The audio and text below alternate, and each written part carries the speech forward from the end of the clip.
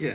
Hey everyone, welcome to the podcast. I'm your host Chirag, representing the Educate team as part of the Study Melbourne Leadership for Impact program. Today, we've got a really inspiring guest with us. He's been recognized as Student of the Year, has taken on 20 plus leadership roles during his time as an international student, and is now working with campus consultancy with Josh, helping shape future leaders. I'm really excited for this conversation because this journey is something a lot of international students can learn from, like myself and you guys. So let's get into it. Vishrut, it's nice to have you here. So, would you like to give a background about yourself? Sure thing. First of all, Chirag, thanks a lot for the opportunity and inviting me to share my journey. Pretty excited for this thing, and it's a great initiative which you and your team is working with. So pretty awesome to be a part of this. Awesome. Okay. So, let's get straight into it, okay? Take us Yeah. back to when you first came to Australia. What were you feeling and how would you describe your first few months arriving to Australia?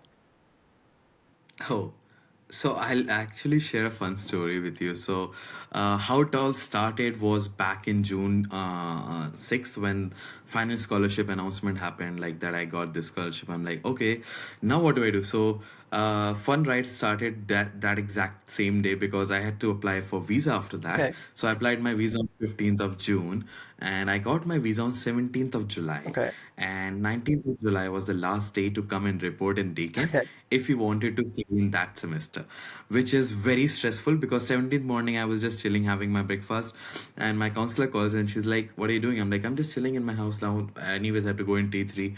And she's like, pack your bags and leave right now. I'm like, are you crazy? Like, this can't happen like this. I have to like do so many things, so many goodbyes. And then it was a mix of emotions. I was happy, excited to go abroad, but then I was sad that I don't get exact opportunity to meet everyone because I didn't see my dad before I left Australia Oh, for Australia. okay. I saw my mom this. My dad was back in hometown, and I couldn't see him. But then I had to take that decision, and then in 12 hours, morning 10 I got a call, and evening 10 I took the flight.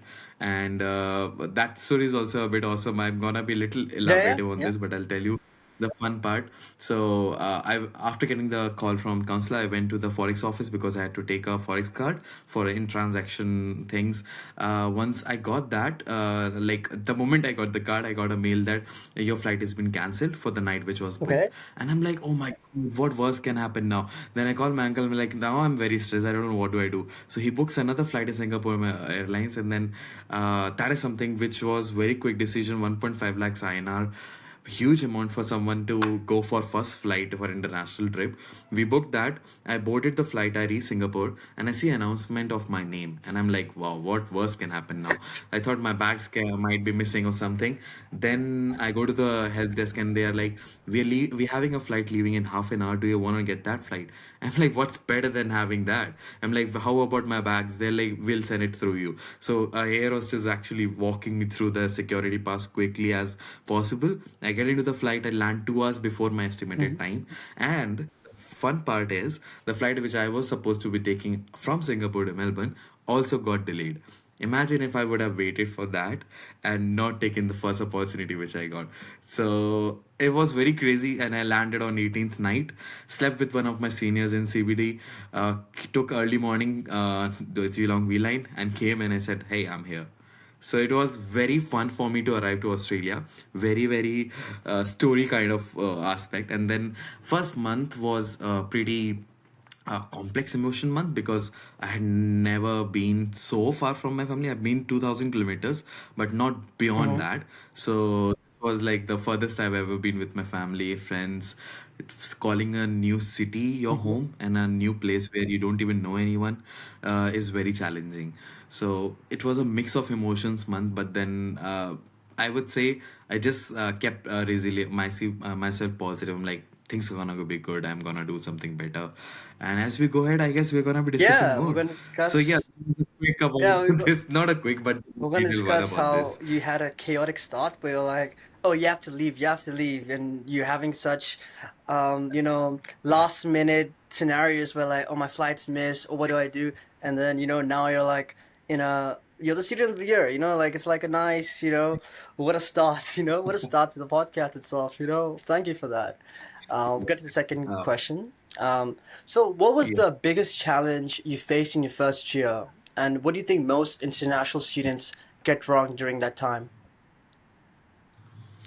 For me, things were a bit better in comparative to many other international students, I would say. A challenge was, first thing was, I'm a Mm-hmm. vegetarian, so I had to find right spots for me to have Mm-hmm. food find the veggies. So I made quick. So I'm very good with making friends. I can say that because I can make friends Okay. quickly. So I was living in during that time, and with those people whom I met in on level 11, like what's happening, where do I find this grocery, where do I get the Indian things. So those things really Okay. helped me. And I think what I had always felt has helped me is that I never just sit inside Mm-hmm. the room. I mean, definitely we have to this conversation, so I have to Mm-hmm. sit there. But then I love going out and I love meeting people and talking and learning about their story, and that has really helped me making friends and genuine connections. Okay, so for our viewers, so basically, as a first year student, Yeah.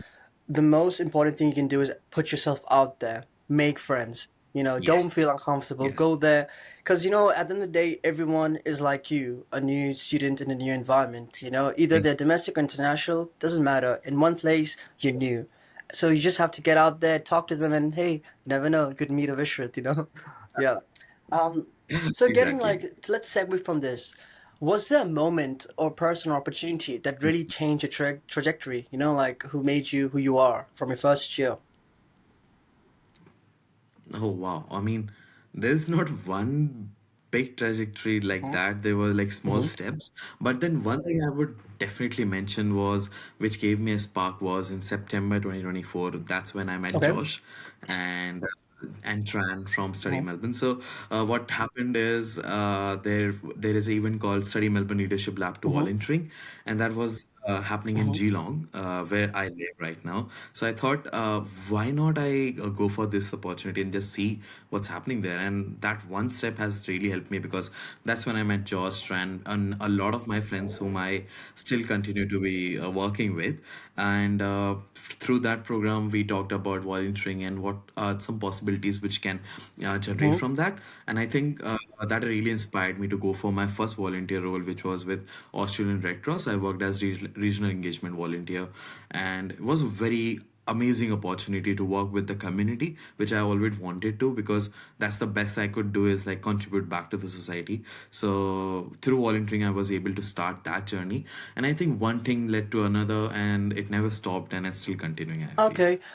Can you talk more about that Study Melbourne leadership program you went, the volunteering program, so our viewers can know more about it? Sure thing. I mean, it's a full circle for me, Chirag, because I was a participant in that same Mm-hmm. workshop, and now this year I'm a panelist in that same Wow. workshop. Okay. So it's like it's been a 2 year complete circle of that. It took me 2 years to Okay. reach there, uh, because it's a fun ride because when I could learn from the experts, and one of the fellow experts is gonna be there along with me in the panel as well. I could learn from their journey and then get inspired. And now getting the chance and opportunity coming back again and sharing my story with everyone would be a really good thing for me because I never imagined this happening. And I think this event, especially by Study Melbourne, has helped many other students in this aspect because you make really good friends out there when you go. It's like on a Saturday, what do you do? So on a normal Saturday, people just chill Mm-hmm. at home, but that Saturday I was sitting Mm-hmm. down there, and it just genuinely matters a lot for the recruiters as well. That whenever they ask you what are your hobbies, what do you do in your free time, because that genuinely shows who are you as a person. And being empathetic is one of the key aspects which every employer really needs. And empathy is the first thing which you would learn once you start Okay. volunteering. Okay, so Yeah. guys who are listening, so go to events, Yeah. you could be participating and then within Yes. 2 years, you could be a panelist. So guys, this should Right. motivate you.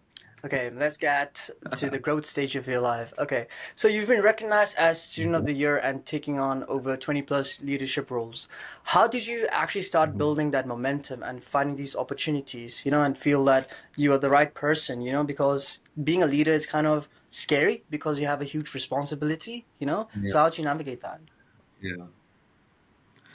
I feel I had always felt that I have this ability of Mm-hmm. leading people and doing work in a team. and that has really helped me throughout my bachelor's and even in my master's right now.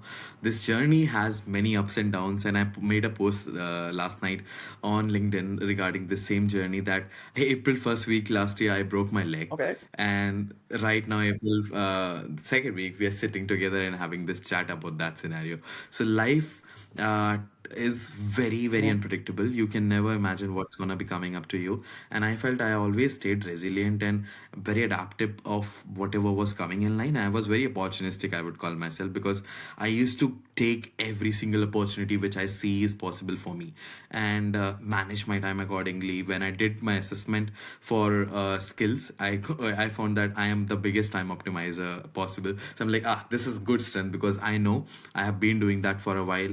And then when you start doing one role, you understand the basics of how exactly that part of like picture looks like. Don't understand unless you're in Mhm. that shoe. So I could learn with different platforms like Deakin Talent, study Melbourne, study Geelong, and within Deakin I had 8 different roles, which currently some of them continue as well.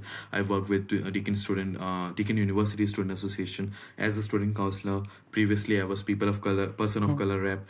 So there were different steps which I took. I feel has really helped me. One of them has been that I never said no to anything which was a challenge for me. For example, moving to Australia was another Mhm. big challenge. I always like, nah, let's do this. Let's go abroad. Let's see what possibilities can be built, and just take steps one by one.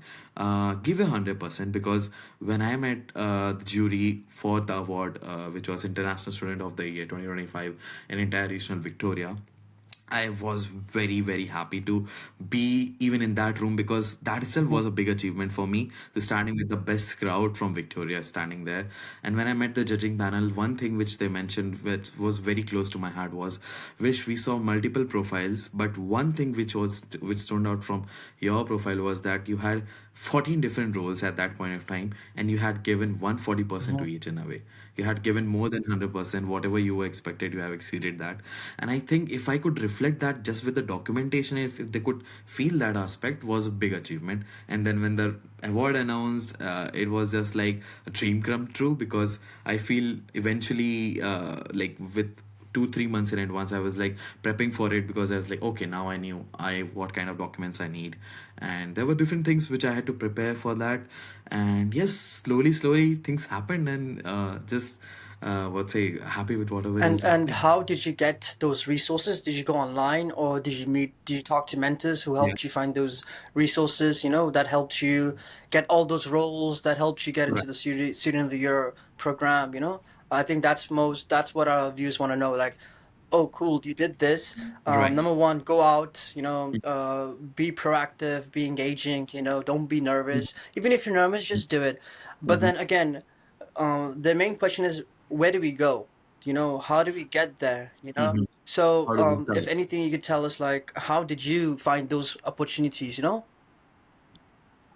Right. So first thing I would say is, for any international student, the career service platform at your university is the biggest resource you can utilize when you get started. Every university has its own website where international student support groups are there. There are some initiatives which are directly posted on the news, let's say, corner of your website, or even the Mm-hmm. course website. Like for construction management students, we have Mm-hmm. our own page, which especially is concerned about anything happening in construction field. Any site visit is happening, any events are coming, they post there. And on LinkedIn there are some focus groups which you could join as per your interest. I'm really into international, so mine is only two segments: international students and construction in my field of work.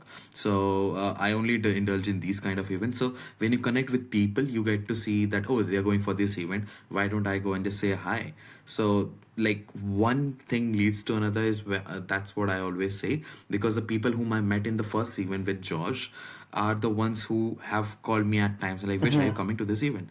That one friendship which I made that day is informing me about 10 more possibilities, because I would have never known a few things if my friends wouldn't have told, or if I wouldn't have shared with them. It's like a crossover. It's Mm-hmm. like from both ways. And being let's say open to checking out newsletters is very Newsletters. important, and this is something which Gen Zs have Mm-hmm. little gig with, I feel, because newsletters are boring. They don't, not everything has a picture or a Yeah, colorful. It's yeah. black and white at times, but they really inform you what's happening with that organization or outside. So suppose you take a newsletter from Golden Key Mm-hmm. International Society. So that's one of the honor societies Mm-hmm. I've been working Mm-hmm. with, involved with. So we have our monthly newsletters where new initiatives, new workshops, news from the entire month, what all happened, what's up for the next month, those come in. So this is just one example. There are many other organizations like Study Melbourne. They have their own broadcast channel on Instagram. They have tapped the nerve. They know that the users Mm-hmm. are on Instagram. So they are like, let's post it out there. Many of the events done by Study Melbourne team are highly resonating for every international student, from tax workshops to understanding the inclusive behavior and the diversity aspect which we have in each and every forum, then language exchange programs, career events. I think even if you just concentrate one or two organizations and get started with that is a very good starting point. You don't have to be in multiple shoes at that same room. You can just try and be better at something, get started with that, and then expand your And horizon. to that, I think you are right because just like how we connected because of a study Melbourne program. I just happened to Yes. go find out about. I was connected with Josh, and then Josh posted this event, and I just Yeah. happened to sign up, and then from there Yeah. I met my teammates, my other Eduscape members.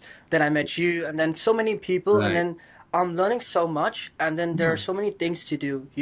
So I think, like Mm. viewers who are listening, I think it's very important to network, and the most important thing I think you should do is get their LinkedIn. I'll put Vishrut and mine LinkedIn in the chat in our description, but I think ask everyone's for their LinkedIn because they always post something or the other there that might be relevant to you or your friend.